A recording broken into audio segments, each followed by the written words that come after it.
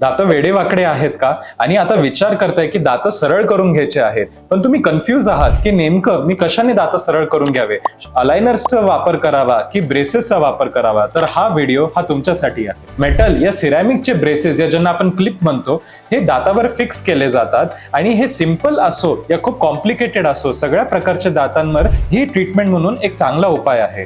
पण आपल्याला ह्यांच्यात प्रॉब्लेम असा आहे की त्यांना स्वच्छ करणं हे थोडं कठीण जातं आणि अन्न अडकू शकतं. तसंच हे दिसायला पण खूप विजिबल असतात.